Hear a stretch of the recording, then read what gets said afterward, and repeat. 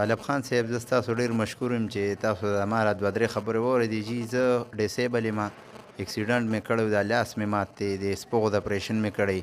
موږ چې یو کمره کې 8 کس یو، والده مې ما سره ده او 15 ماشومان یم دي. نو یو خو چې دغې کمرې دا تکلیف دی ما ته ډېر د 2-2.5 کټو کمره ده. نو زما اوس دومره وس نشته چې زه ځان له بله جوړه کړم چې یاره یا دا والده پکې مې وي یا پکې موږ وي، دا ماشومان غټېږي وخت سره سره. او بله دا خبره ده چې د رمضان شروع دی، نو دا ماشومان چې ګیر چاپېره وګوري چې پلانکي دا راوړه دا راوړه، نو موږ له هم بیا افسوس راشي چې اوهو دا وګوره. نو زموږ خپله مو وس نشته جي. زه ستاسو ډېر مشکور یم چې تاسو ما سره دا وس مناسب مرسته وکړه. ډېر کتونکو سلامونه، د جمعې مبارکه ورځ ده، رمضان المبارک دی، د رحمتونو برکتونو د عبادتونو د لوټلو میاشت ده، د صدقاتو د خیراتونو د زکاتونو میاشت ده. خوش قسمته دي خلکه چې په خپل یې مخوړه او د بل په بچو یې مخوړه.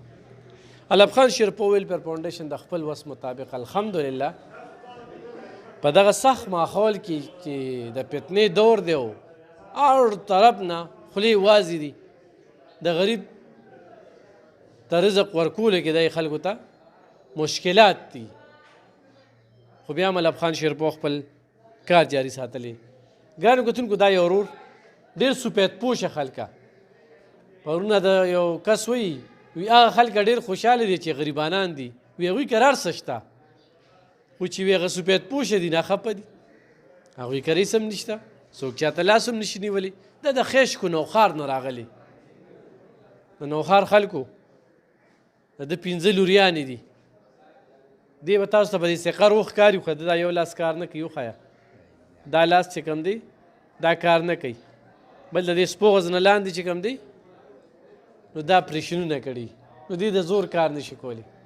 سهار ټیلیفون وکړو ما ورته چې زموږ څه وس یې به در سره کوو او راشه. نو ګرانو کتونکو تاسو ته وړاندې کوو څنګه ژوند تېرېږي. د الله رحم دی جي، ما ماسټر کړی په دې غریبۍ کې او ستاسو غوندې خلکو را سره مرسته کړې ده او ما خپل سبق جاري وساتلو. نو اوس حکومت هم پته نه لګي چې ړوند دی او که ولې جي، حالانکې زموږ خپله ډیسیبل کوټه ده. نو موږ ورته ویل خیر دی کلاس 4 مو والی، چېرته مالي مو والی، خو دومره ده چې د باقي ژوند لږ په سړی په سکون تېر کړي. تر کومه به دا دیاړی کوو جي، په دې لاس باندې چې زه هفته 10 ورځې کار وکړم بس بیا د دې د هډوکي روځي. نو زه دغې نه پریشان یم. زه ورته یم چې یاره مهرباني وکړئ خیر دی کانټریکټ بیس باندې ځان سره والې، خو چې دا باقي ژوند لږ سړی په راته تېر کړي. نو سپوغز نه خو هم د زور کار نشي کولی. جي نو بس د وس مطابق کار کوو جي، نو څه به کوو، بل ته خو نشو کېناستی. 15 لوریانې دي، جي څه خو درنه غواړي. بلکل غواړي جي، خامخا لا وړي دي، خو روجه ماتې کې سي د الله رحم د وس مطابق چې څه وي نو هغه الله ورکوي. نو څنګه په کوم امید دلته کې رالي او ولې دا ظاهره کړه چې یاره زه راشم؟ د ما تاسو سره ملاقات ډېر ارمان و، ما یاره زه بس علب خان صاحب سره لږ میلاوېږم به دې دپاره رالم. صرف ملاقات لکه صرف ملاقات لجي، نور ضرورتونه نشته. ضرورتونه خو ډېر دي، خو لکه سړی څه ویلی شي څه نشي ویلی.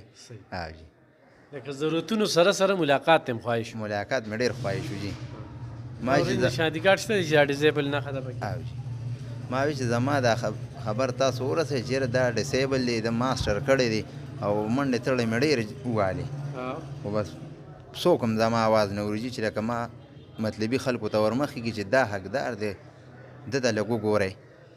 2% کوټه را په 2% کوټه کې هغه 13 وزیرالانو هغه 4% اعلان کړی وه، خو هسې اعلان یې کړو، نعملي کار خو شته دی نه چې دوی عملي کار وکړي.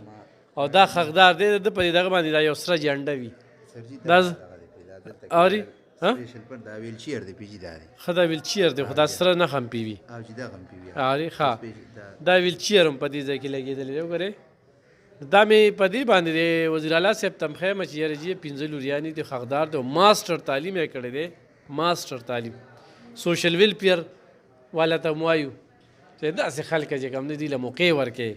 نمبر دې صحیح ده موبایل 0313 9787 267 0313 9787 صحیح. ګرانو کتونکو ایغ په نیغه د ده سره امداد کولی شي، مالي مرسته ورسره کولی شي، ضروري نه چې ته نوکري میلو شي، د خپل روزګار هم کولی شي، دوکان هم کولی شي، خو ستاسو تعاون ضرورت دی. ډېره مننه، خوشحاله